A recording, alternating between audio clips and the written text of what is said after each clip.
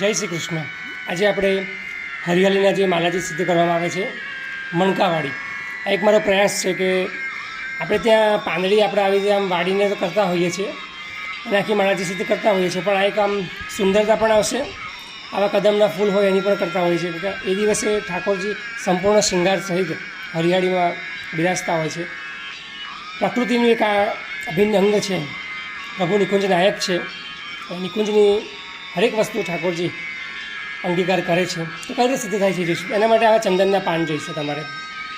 હવે આ પાનને શું કરવાનું, તમારે આમ સામસામે મૂકતા જવાના। 4 પાન મૂકશો, આ રીતે મૂકી દેવાના પાન, બરાબર છે। આમ પાન મૂકી હવે આ રીતે આપણે સોયમાં, હા હજી એક વસ્તુ કહીશ કે આપણે એ દિવસ માળાજીમાં દોરો પણ હરિયાળો વાપરવો જોઈએ।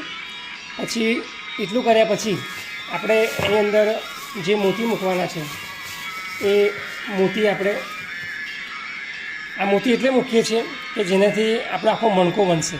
હવે આ મોતી પણ જો શક્ય હોય તો આપણે હરિયાળીના લઈ લેવાના, હરી લઈ લેવાના। આ દેખાવાના નથી, પણ